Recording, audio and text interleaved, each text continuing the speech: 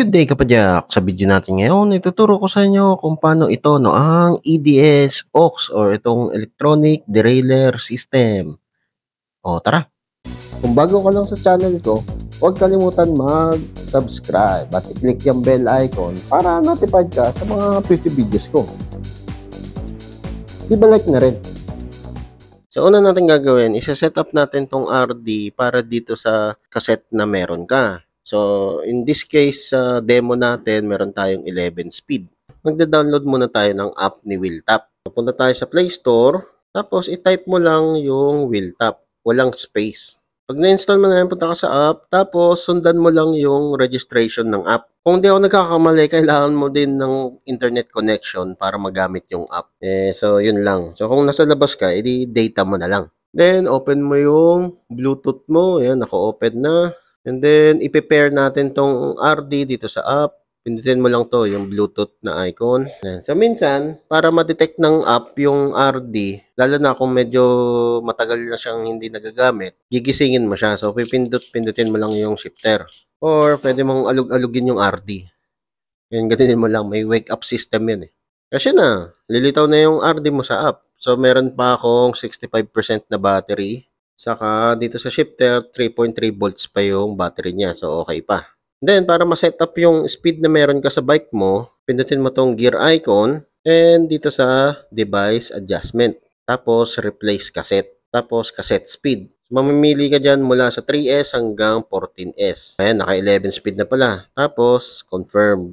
So, yun na yun. So, automatic yan na naka-adjust na yan para sa 11 speed. Make sure lang na matching yung kadena mo dito sa cog, sa cassette. Kasi kapag hindi, malilito si RD, hindi niya alam kung paano siya magi-index. Sa pagtotono nitong EDS, merong dalawang style yan. Yung pagtitrim, yung pag-a-adjust ng parang barrel adjuster niya, saka dito sa app. So, unahin natin yung pagtitrim. So, nakaset up na tayo sa 11 speed. Pero dahil sobrang sensitive nitong si EDS sa precision, kung medyo worn out na yung ibang ngipin ng cogs mo, minsan hindi yan kakagat. Parang ganito. Tumatalon siya. Up, down, up, down, up, down. Dahil nga sensitive siya masyado, nadedetect niya yon. So, naguguluhan si RD. So, pwede natin yun i-fix gamit ang pagtitrim. So, ito guys, sarili kong technique, hindi ito yung official na pagtitrim nito. Shift muna tayo. Ayan, dito sa 10th gear kasi 11 speed to. Tapos, saka natin to iti-trim. Pindutin natin tong trim button, hold natin hanggang mawala yung ilaw. Ayan. So, nawala yung ilaw, bitawan mo na. And then, naka-trim mode na yan. So, ang goal natin dito, kailangan bumaba itong kadena dito sa pinakamaliit sa 11 speed. So, pipindutin natin tong button na to. Biglang bababa yan. Ngayon, balik natin sa shift mode. Yun, mas maganda na, mas crispy yung pagkambyo niya. Yun. And then, o, diba? Hindi na siya tumatalon.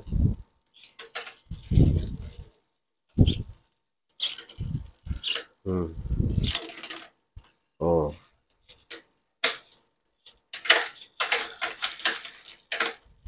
Medyo delay siya. So, balik tayo sa trim. So, shift natin ulit. Trim mode tayo. Bitawan mo kapag nawala yung ilaw. And then, bababa natin yung kadena.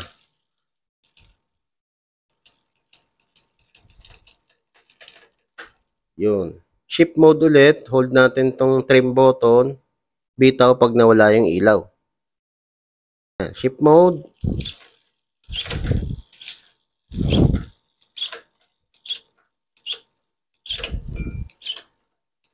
Yun.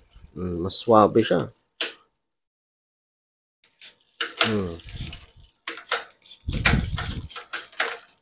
Okay. Ayos. Yun yung pagtitrim. Yun yung pag-a-adjust ng barrel adjuster niya. So, next naman na gagawin natin yung tono na fine-tuning. Kailangan talaga nating magtono dun sa app. So, ito, binalik ko yung wheelset ni Kinesis. Naka 7 speed to na cassette.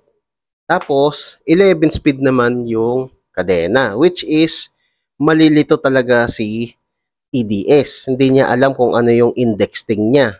So, ang gagawin lang natin, kumbaga parang tuturuan natin siya para mag-index dito sa 7 speed gamit itong 11 speed. So, parang pinoprogram natin siya. So, isa-set muna natin siya sa 7 speed. So, replace cassette ulit tayo. Tapos, cassette speed. 7 speed. Ito. Yan. 7 speed. Then, confirm. Testingin lang natin kung kakambyo siya ng maayos. So, okay. Ayun. Kita niyo yun? Ayaw. Ayaw. Tumatalon. Wala. Nabuang si RD. Nasira ang kanyang indexing dahil mali yung kadenang nakalagay. So kasi si 11 speed masyadong manipis para dito sa indexing o yung spacing nitong 7 speed. So malilito talaga. Nalito na talaga si EDS. Una natin gagawin, balik tayo dito sa app, device management ulit, and then initial calibration. Gear 1 lang, huwag nyong ililipat yan. Ang gagawin lang natin, dadamihan natin yung value. So dito tayo, lalakihan natin yung value niya. Ayan. Ayan. Tumatalon na, di ba? Ayan. So, nandito na siya sa second gear, lumipat siya. Babawasan naman natin yung value hanggang lumipat siya dito sa pinakamaliit.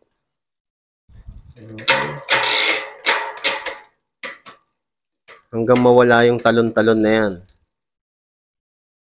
Isa pa.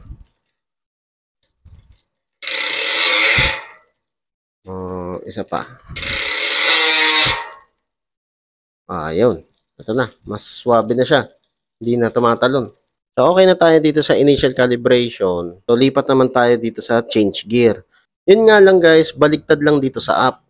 So, gear 1, ito yung pinakamaliit. Tapos, yung malaki, yun yung dito sa 7. So, baliktad lang. Kasi, ang tunay na basa dyan, ito yung 1, yung pinakamalaki.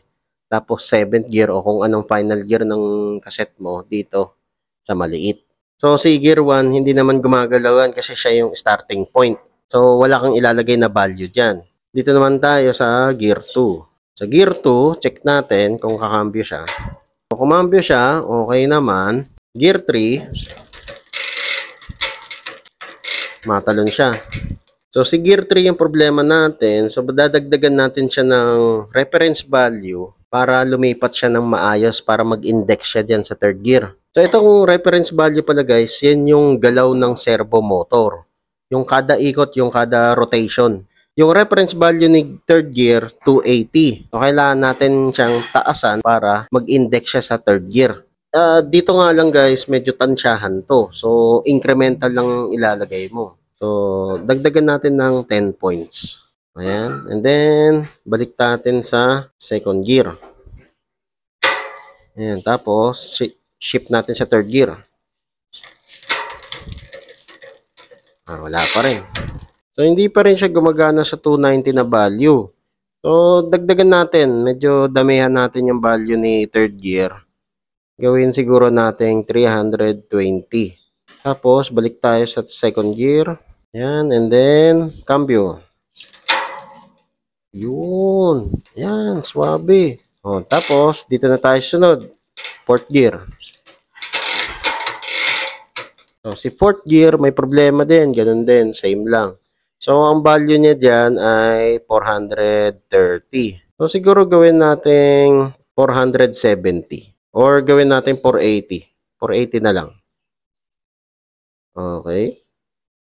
And then, balik tayo sa third gear. Tapos, cambio sa fourth. Yun.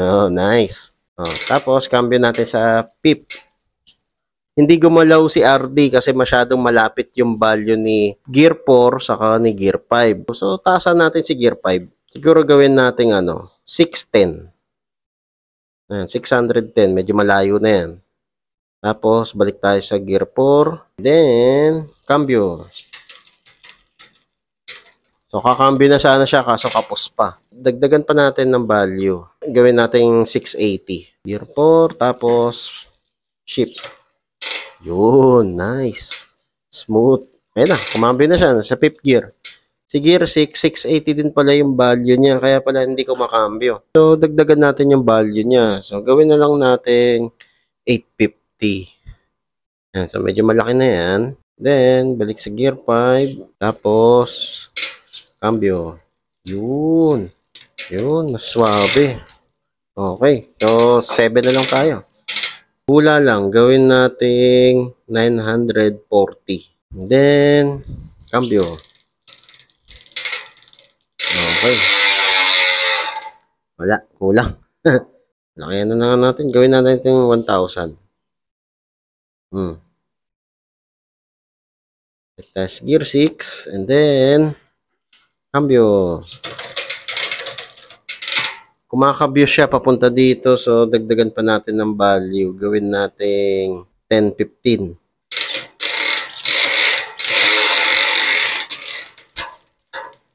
Yun, ayos. So pwede mo pang balik-balikan, like I said, medyo hit or miss yung value na yun. So ano lang talaga siya, tansyahan lang. So wala talagang tamang sagot doon. Whatever works, yun na yun. So yun guys, ang pagtotono ng EDS AUX 2.0. So kung nakatulong itong video na to, leave a like. O kung may katanungan ka pa, kung may gusto kang idagdag, comment down below lang. Okay, so yun lang. Ayos! Whee!